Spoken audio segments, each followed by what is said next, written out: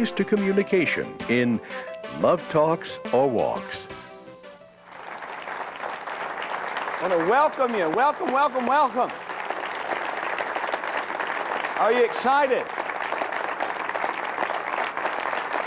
All right, let me ask you a quick question. How many here tonight? I know this is a heavy one. I asked you earlier in the first session, but let me ask you again for our second session of wedlock or deadlock. How many here are married, know somebody married, or have been married? Raise your hand. Or have ever heard the word marriage? Or would like to know more about marriage? All right, that's just about everybody. We're glad that you're. How many are glad that you're here, and you're here because you want to be here? You're not here under duress. Nobody here's threatened you. How many here have had a gun put to your head to be here? How many are here because you have the intention of wanting to improve your life? Don't we all want to improve? And as we studied in our first session, that's what life's all about. We all want to improve. We found out also in our first session, do you know what the number one cause of divorce is? Marriage. That's right.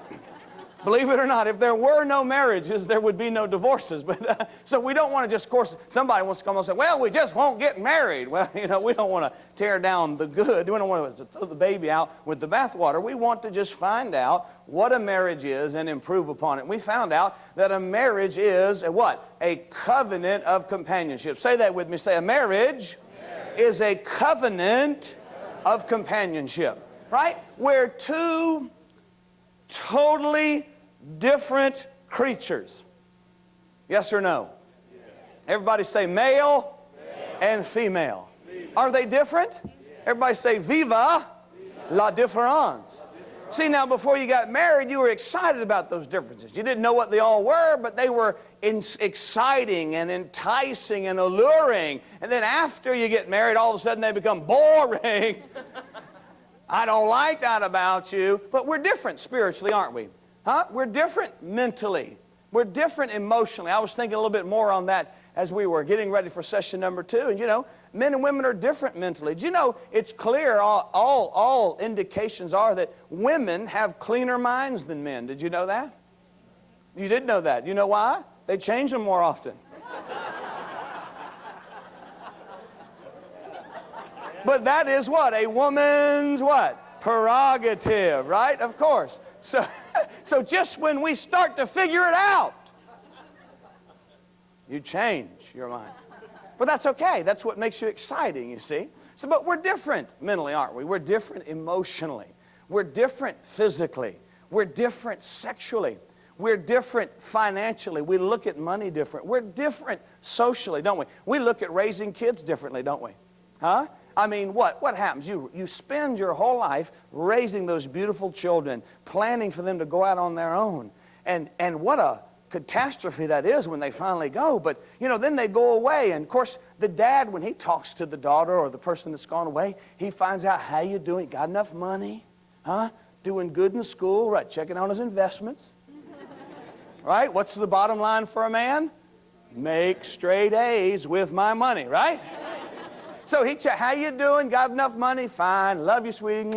Hang up, right? Or hand it to your mother. Here's your mother. So mom gets on the phone, and what? They talk for 2 hours. Huh? How's your curtains? How's your pillow? Huh? How's your bedspread? Is the quilt working out? How about the frilly? You like the purple though?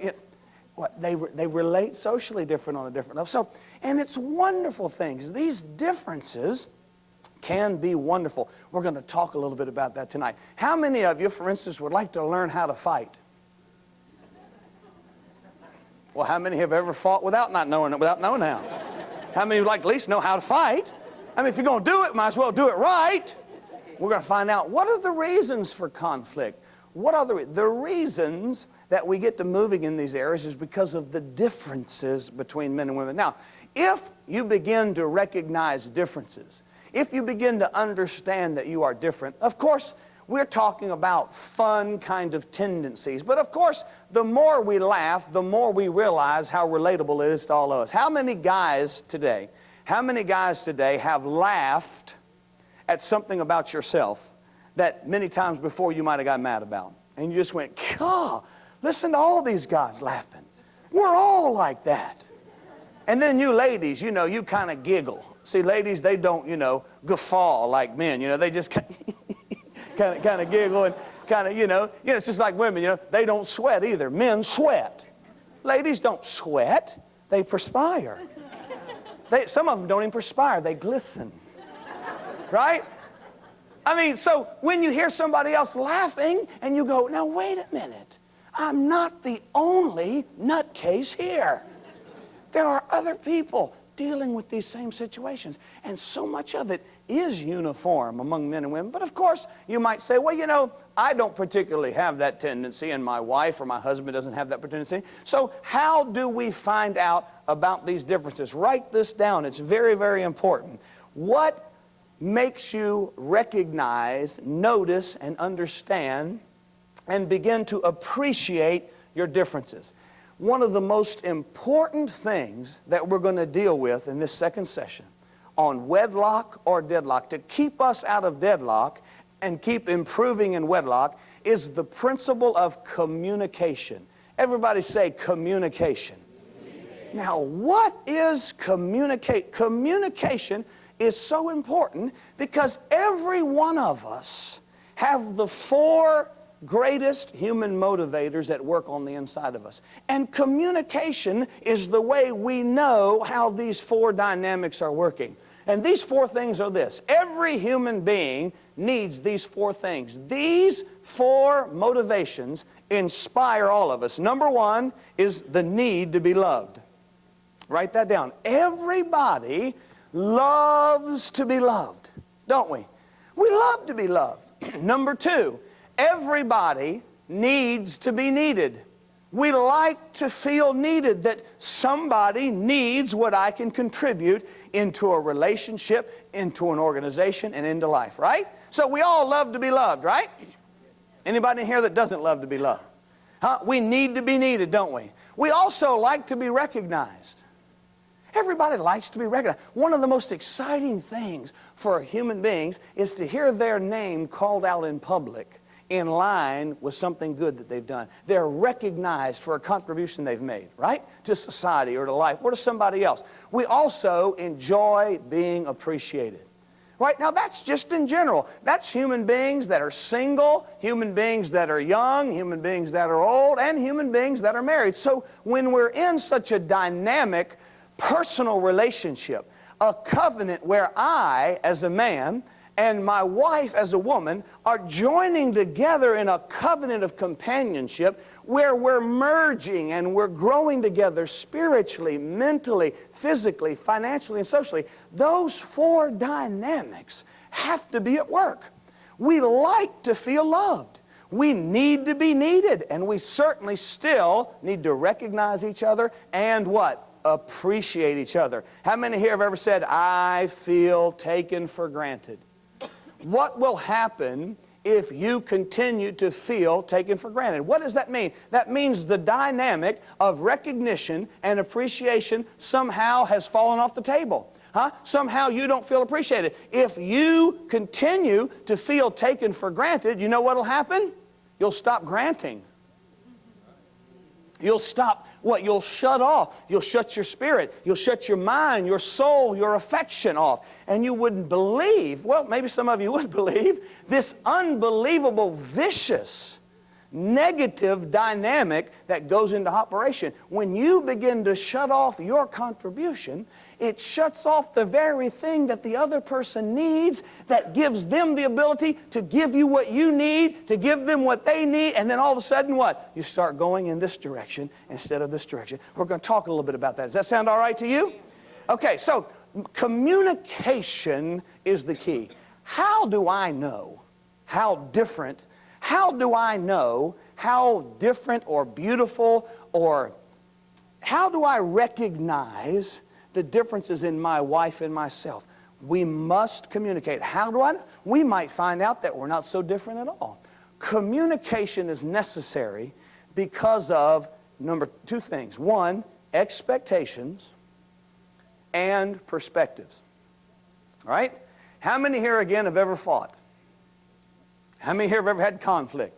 I mean, gotten angry. I mean, gotten to the point. What is it that you're really doing? You're trying to let that other person know that they're not living up to your what? Expectations. Now, you know the amazing thing in most marital conflict is that many of the expectations that we get upset about, we've never taken the time to voice them. We've never said, you know, I really like this, and you know what? I don't really like that. But you let that person not do what you expect them to do, or go do what you expect them not to, and you haven't even talked about it. Woo, can that cause some conflict? Huh? And many times, it's not a matter of right and wrong, it's just how they perceive it. It might be something that they grew up with that way. It might be something they've heard or something they feel like ought to be a certain way. And so that causes conflict. And then that strife and that friction gets hotter and hotter, and then before long we're into an argument. Now, I'm happy to announce to you tonight that I'm going to tell you the way to fight. If you're going to fight, it's okay, but you must do this. Are you ready? If you're going to fight, write this down. You must fight this way. If you're going to fight, if you're going to disagree, fight this way. Married couples, you must fight naked. I see God healing relationships right now. If you're going to fight, you must fight naked. Now, what would happen if every time you got ready to fight, you fought naked? One of two things would happen. You would either make up real quick, or you would start laughing, as you are now. Some of you are thinking about those people next to you going, well, this is scary, I'm telling you. Right? So if you're going to fight, go ahead and fight naked. I believe that would cure most of the strife and the problems that you have. But the reasons that these things happen is because we don't communicate with the right attitude. Now, why must I learn to communicate with respect? Why must I learn to communicate with honor? Because men and women are different. If we were all the same, communication wouldn't even be necessary. We would know what the other person liked. Why? Because they'd be just like you.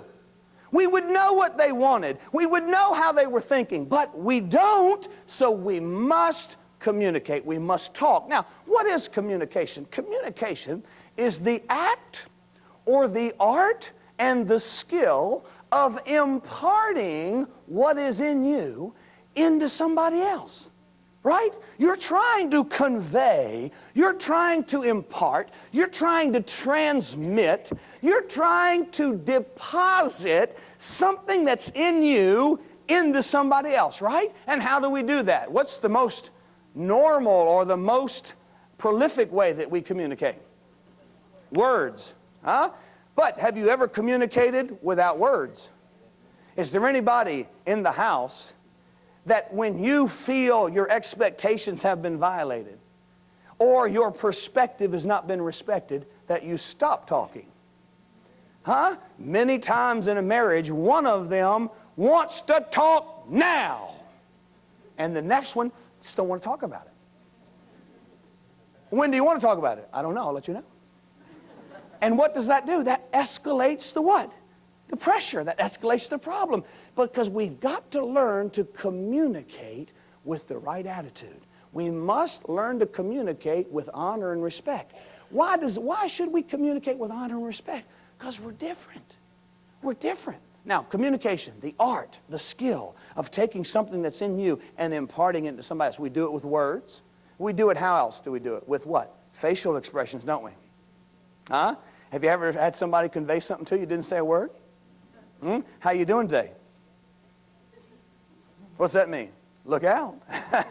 Huh? You can communicate with facial expressions. How about tonal patterns?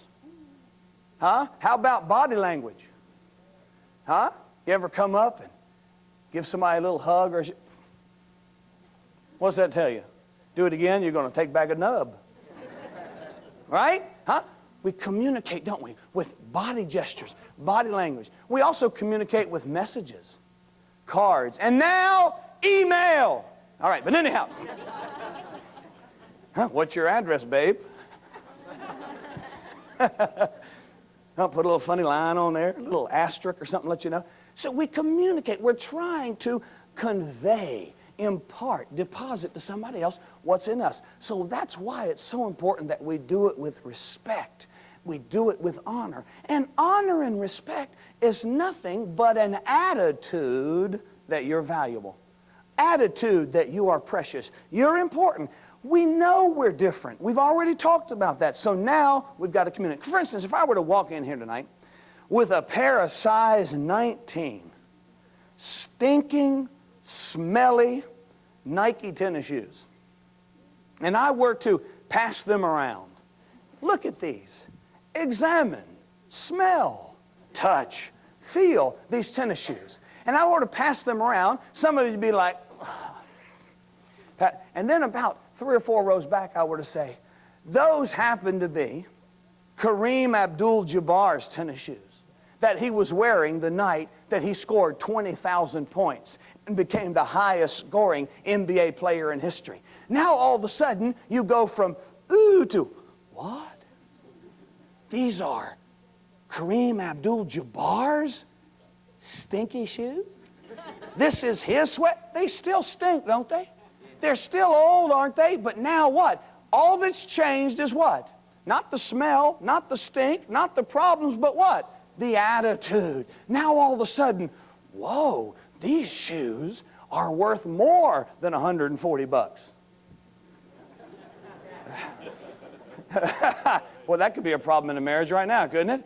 I remember those $12 Converse canvas tops. I was excited about those. $140. I mean, you can make a house payment for a pair of tennis shoes. But now all of a sudden these smelly, now all of a sudden it's special sweat, isn't it? If I could bring in an old, stinky, grass-stained football and then tell you it was a football that was used when so-and-so won the Super Bowl, now all of a sudden it's special grass, special dirt, right? Well, when you realize that we are different, but that we must communicate with honor to draw the beauty out of that person. They're not right or wrong because they have different expectations than you. That doesn't make them right or wrong because they have different thoughts and different attitudes, right? And different perspectives than you. It's an attitude of communication. Everybody say, communication with honor is necessary because we're different. Now, how different are we? Write this down. Men and women in a marriage relationship have needs. They have needs. These needs are not optional. If I could get you to understand this, they're not optional. Now, if you don't want to be married, they're optional.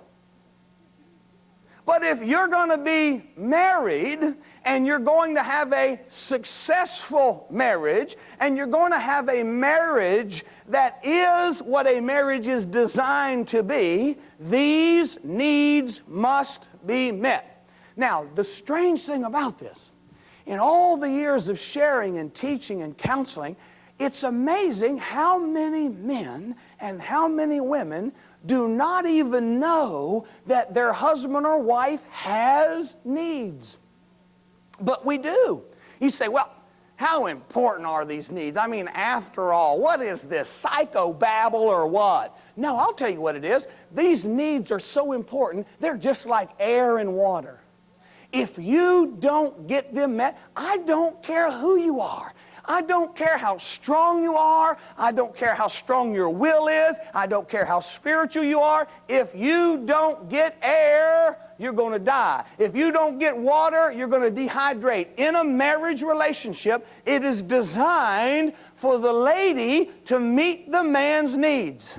That's what that love is for. And it's designed for the man to meet the wife's needs. Now, obviously, we must find out what they are before we can meet them. Let's talk about a few of them tonight. Did you know that? Men and women have needs. Say that with me. Say, men and women in the marriage relationship, in a covenant of companionship, have needs that must be met. You know what? This is a shock to you, but that's why you got married. You didn't get married to go into the twilight zone. You didn't get married to go live in your own little world and have your interests, and them go in their own little world and have them interests and meet for dinner once in a while. Pay a few bills together, and just have a good time once in a while. You came into this covenant of companionship to learn to meet one another's needs. But if we don't communicate, we don't know what the needs are. All right, let's take, for instance, we're going to examine tonight, say 4 or 5 of the most important needs. Now, as you communicate with honor, as you share these things with one another, you're going to find out how important these needs are and at what level on the priority list they are in your husband or your wife. Fair enough? Communication. Now, of course, I know some of you want to hurry up and get out of here and go fight, but you can't go right now. Now, all right, let's start with the ladies. Let's talk to the men. Men, what do you think the number one need of your wife is? Huh? All right, somebody said security. Is that a need, ladies? Is that normally number one? That's a biggie, isn't it? Huh? For some ladies, it is. If you haven't had anything all your life, you might have married somebody where paying the bills and financial security is number one. That is important. But what do you think else it might be, guys? Anybody else? Huh? Romance and affection. How about that, girls? Can we put that down number one? Come on, girls. Can we put down romance? I mean, we're going to get to 4 or 5 here. Let's start, right? Can we put that down for number one? Write that down. Number one. That's amazing across this world how many times it's tough. A few men will speak up.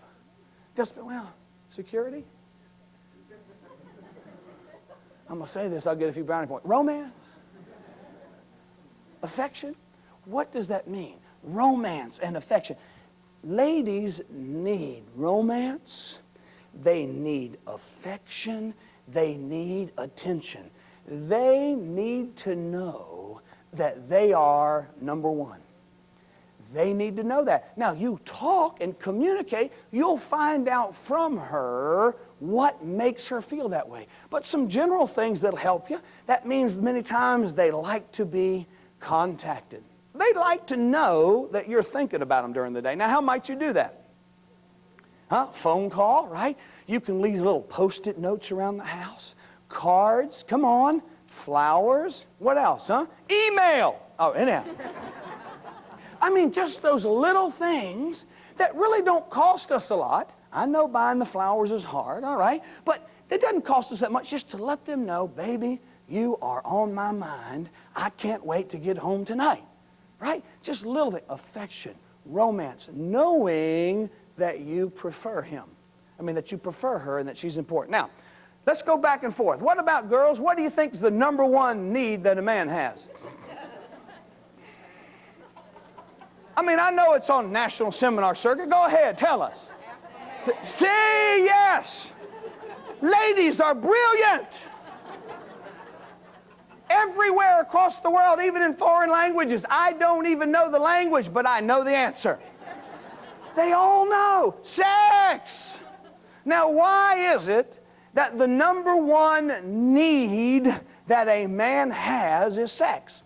Is it because we are lust-driven, crazed animals? Well, part of it, but anyhow. It's because that's what makes a man feel like a man more than anything else. You say, well, how big of a need is it? Air.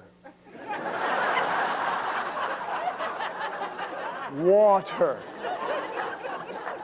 The next breath. A man dies on the inside when he overhears your conversation with other girls. I don't think sex is that much an important part of the marriage. I think it's about 1/12. I think there's other things that are more important. He's dying. Because you see, number one need for men is sex. Number 2 is sex. Number 3 is sex. If he gets number 1, he'll tear up the list. I mean, if he gets sexual response from his woman, he is Superman. He can eat nails for breakfast. He can leap tall buildings in a single bound.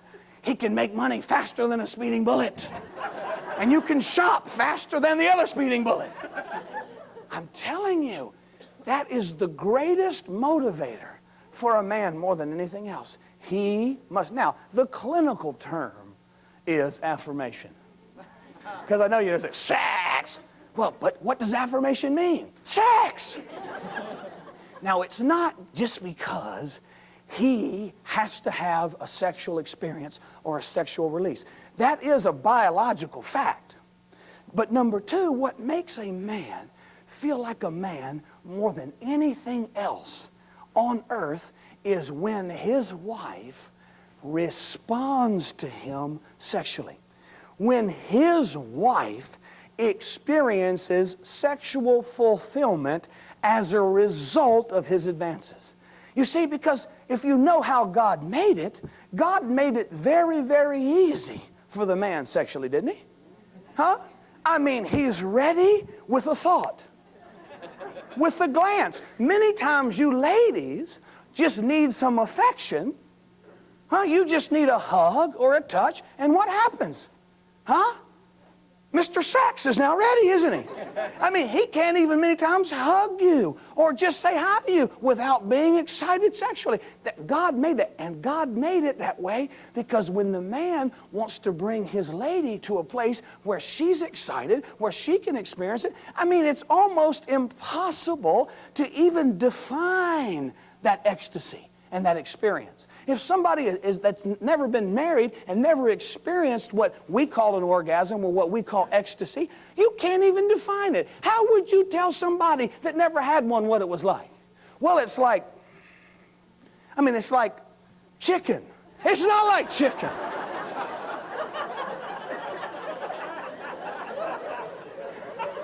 Well, you know, you can't compare anything. It's always tastes like chicken. It don't taste like chicken. It's the closest thing to heaven on earth, isn't it? Some of you are going, I wish I wasn't sitting up front now. Man, you imagine them showing this to everybody. You think they'll edit any of this? Think they'll pan the crowd, put a big black spot right in front of my face? Don't get nervous. If I say anything that's not true, you throw something at me. How we doing so far? Somebody's got to talk about it besides Dr. Ruth. Something about that makes me think she's just guessing. But anyhow. Now, moving right along.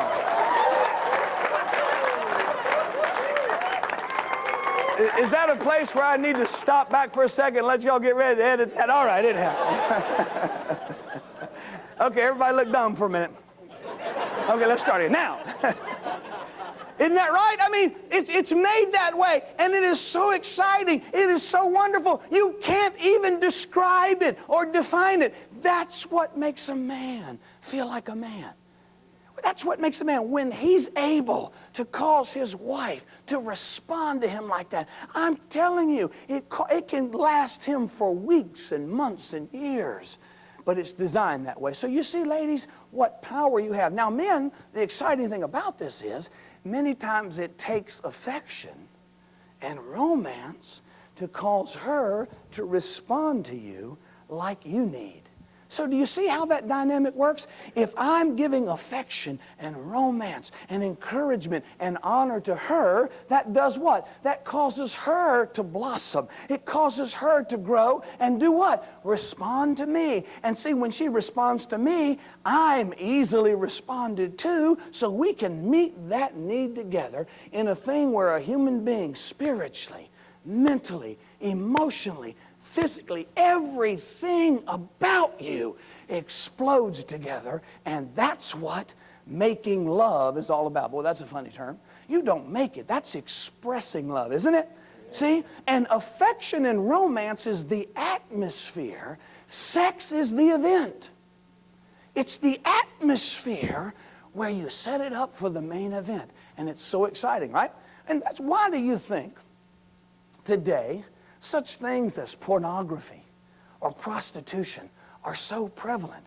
Because we have let our guard down, not understood the dynamics and the beauty of this thing called a marriage, where we are actually free and blessed. It's sacred. It's even commanded to enjoy and explore that with one another. And you know what? Before you were married, it was tough not to, isn't it? But it's amazing how many people after they're married, it's tough to consummate. Because why? Things try to interfere, don't they? In that one area. Aren't those huge areas of conflict? The three major problem areas that pop up are sex, money, and children. Isn't that right? Okay, so when we start talking about that, why do you think Prostitution is called what? The oldest profession, right? The oldest continue. Why do you think it's that way? We're not here tonight to deal with the morality of it all. I think we all know that. We're not trying to deal with the statistics of it all, how much pornography is out there and how many smut peddlers there are, whatever. But the fact is, if there wasn't a market for it, they wouldn't be making money and they'd be out of business. But the fact is, why is prostitution? A guy will spend money to pay a woman for an hour to tell him how great he is, and he knows she's lying. To make him feel great. Why? Because at home, his wife lays there with him and goes, beige. I think I'll paint the ceiling beige. And he knows that. Because to a man, the only thing worse than not having any sexual response is, I'm just going to do it because you need it. That's just like him coming up, with a nice ring or some flowers and throwing them at you. Say, well, you're a woman, you got to have these, hope you enjoy it. Would that have the same response in you ladies? Would you go, well, thank you, dear, pick them up and dust them off? No way. You'd say, you take your stinking flowers and your ring. That's the way he feels. It actually makes him feel worse for you to just do it for him than it is to join together in that relationship. You understand? These are needs. And I know that looks on some of your faces. Well, how big of a need is it? Air. Think air. Think water.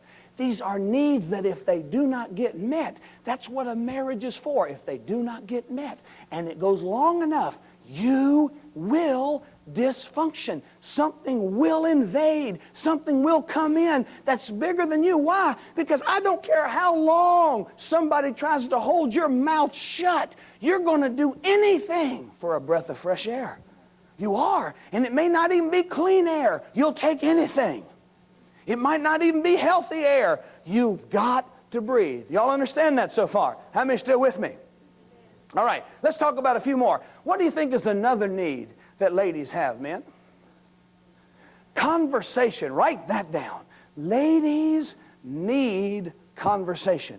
They need to be able to talk. They need to be able to converse. They need to be able to express what is on the inside of them and what is happening on the inside of them. Remember, we're talking about communication with an attitude of honor. So they need conversation. How about another one for the men, ladies? Sex. All right. Y'all gonna take the easy route tonight, aren't you? Just name sex 5 times, we're finished.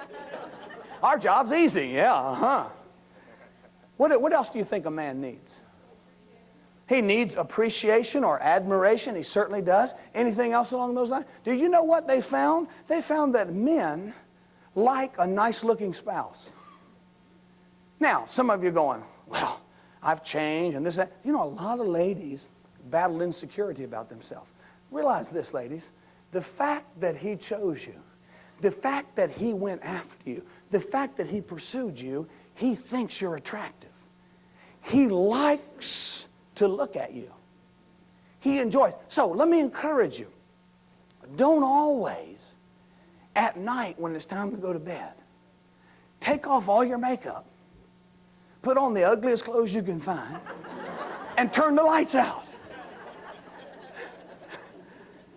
Say, well, you know, I'm just trying to cover up everything real fast and don't want him to see me like this. He likes to see you. He's motivated by sight. That's one of the things that attracted him to you. He could have seen thousands of girls and he was standing, boom, there you were. He likes to see you. So there's nothing wrong with that. He likes to how you look. I know somebody saying, yeah, but I've changed a bunch. Well, haven't we? I mean, what happened to us guys? We woke up one day and had Dunlap's disease, didn't we? Looked down, found out our belly done lapped over our belt buckle. But that's okay. We're changing. And then, of course, ladies, we know that most of you have to dress certain ways to sleep at night. There's two parts of a lady that are always cold. It doesn't matter if you're at the equator. It doesn't matter if you're watching the cliff divers in Acapulco. 150 degrees in the evening and the guy's in there going, can't breathe. She's going, I think it's nice. It's finally nice. But and if you ever need a gift idea, men, you can always buy them socks because they're feet. are always cold. Doesn't matter where you are. Their feet and their rear end are always cold. Huh? How you can always just sure look at that. Yep, got your socks on. Praise God. Good night, dear. Froze. Tissue to tissue. Doesn't matter where you are. They're always cold there. But we need, ladies, to let you need to know we like to look at you. We think you are attractive. So don't let your insecurities rob you of that time. Many times ladies are embarrassed. We like to look at you. We need a good-looking spouse, and you are it. What about another one for the women, for guys? Come on, give me another one. They need what? Romance, affection, come on, conversation. How about this one? How about this one? How about openness and honesty? Oh, write that one down. Ladies need openness and honesty. How long? Till they want to lie. Until there's that problem situation we talked about before, and you come home and you say, what's the matter? And she goes, nothing. No, baby, really, what's wrong? I said nothing. That means you should have already guessed. Huh? And then you walk away and say, okay, babe, I'm going to put my crowbar away. I don't want to pry. Look, I'm trying to be sensitive. I'm trying to be the kind of guy you need. I'm trying to be open and honest. If you don't want to tell me what the problem is, that's okay. And you begin to walk off. And what does she do? You want to know what the problem is? You bring your big self back over here. I'll tell you what the problem is. And because her mind is so detailed and her memory is so keen, she can tell you exactly what you did, exactly what you said, what you were wearing, what you smelled like 4 years ago. And we thought it was over. And so we pull out our look. What?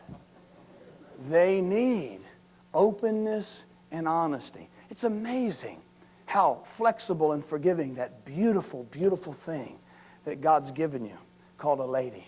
And if you're open and honest, she's in it with you. Everything doesn't always have to be perfect, but they're in it with you. But they need openness and they need honesty. How about, ladies, you got another one for the guys you want to throw out? We've covered what so far? Sex, sex, sex. So we're down to number 4, right? And a good-looking spouse, we're at number 5 already. What else? What else might a man want? Huh? He wants somebody to do stuff with.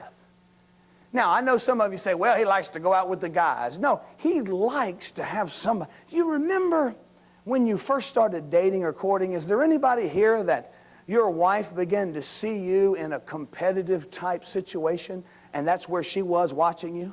Whether it was sports or whether it was a financial field or something, and you were doing what? Performing for her, right? And she began to see you, and she goes, he's got nice legs. You know what I'm talking about? And you begin to talk, and that's how you met. Anybody like that? See, we still, ladies, men still like to perform, right? We still like to have your admiration and respect. So we love to do things with you, right? Whether it's tennis or whether it's something sporting or just something, or going to movies, maybe you become book readers together or something. And you need to understand that. Like, for instance, on a vacation, you like to go do things together. Don't always separate. And I know you ladies, when you go on a vacation, what do you like to do? Shop, right? And so, of course, you can get him to go shopping with you, even on vacation, after sex. Oh, yeah, if he has some sex, he'll shop. What else do you like to do on vacation? You like to lay by the pool, don't you? Just lay there and do what? Catch some rays, right? You like to lay there and bake, right? Most men don't like to just lay there and bake. But you know what? We'll lay down there by the pool with you after sex. Little sex, we'll lay by the pool. Some of you like just lay there and read a book and be quiet. We'll do that with you right after sex. Because that's our vacation. To get out there and forget everything and come home and feel like a man. What else, ladies, might you like to do together? What do you like to do on vacation? Just shop and lay by the pool? That could take up 2 weeks easy, couldn't it? Anything else? Eat? Eat dinner. Nice. What? Candlelight. You want him to be romantic. His brain works better after sex. It thinks better. So all those things, you see, we can enjoy together. Isn't that right? But we like to do things together with you, and we want you to enjoy us. Anything else that you can think of? Of course, the obvious ones would be what? Ladies need security, don't they? They need things like security. They need to know that the bills are going to be paid. They need to know they don't have to deal with the creditors. They need to know that you're going to make enough to supply the needs for the family. And of course, this day and hour, it can be tough. Sometimes it takes both of you to work. And so that's where communication and dealing with it, and the last part comes in, family commitment. Things have changed a lot. You might not be in a situation where she's free to stay home and take care of everything. So when you come home, you can have one of the things that you need, which is domestic tranquility, which means what? Peace on the home front. You don't want to come out of the wars on the streets and come home to a war at home. Ladies, you are the mood setter at home, aren't you? You're the one that sets the atmosphere for the home, see?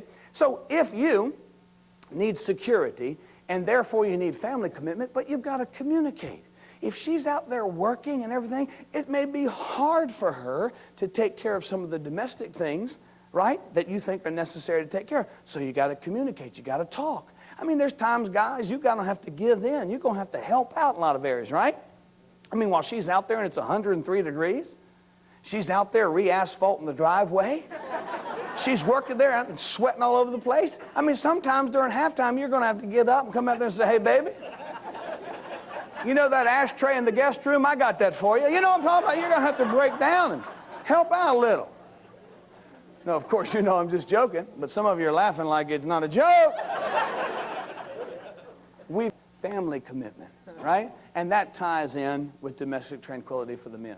You understand? It's very, very important that we do it. Because you know what? Most of the time the ladies, you know, they don't really trust us with the kids. I mean, every once in a while they'll sneak out of the house and leave you with them. Most of the time they don't trust us with it. Why? Because what? We'll just lay around and let the kids grow on their own. They come and she comes up, hey, where's the kid? The kids. Last time I saw them, they were out there by the pool. By the pool? How long ago was that? A couple hours. They'll be all right. They don't. But as we grow, as we communicate, as we take these differences and we communicate with an attitude of respect, and we find out what are your expectations. What do you like? What don't you like? Let me tell you what I like, what I don't like. And we understand that these differences are designed to bring out the best in our relationship. Then they don't become problematic. They don't become strifeful. They don't become the things that eventually open up into things like domestic violence and hateful words and abusive situations, because there's another generation growing up under us that are going to go out and have the exact kind of marriages that they've seen. What else do they have to compare it to? There are not lots of books on good marriages where they can sit down and read how Betty and Bob had their home. They are going to experience and reflect what they've grown up in. So I want to encourage you, and I hope with all that's within me, that our study and our look at husband and wife relationships, a covenant of companionship, recognizing that we are all different, and the excitement, viva la difference, the excitement, long live the differences. And as we recognize them, communicate with an attitude of respect, learning to impart what's in you into somebody else and letting them impart what's in you with respect, highly esteeming, highly valuing them with an attitude that you are valuable and precious. You are important, and what you think does count. And my part in the marriage as the man, your part in the marriage as the woman, is to meet the other one's needs.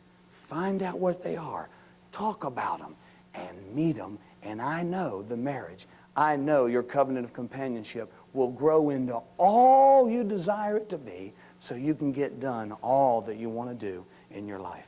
God bless you. Hope you enjoyed it. We trust that viewing Love Talks or Walks has heightened your grasp of successful communications with the opposite sex. Review the video again and again to renew your mind on Dr. Marty's principles and illustrations of how to be a supportive partner who communicates commitment and love to the one closest to your heart. That concludes this important lesson in the Wedlock or Deadlock series.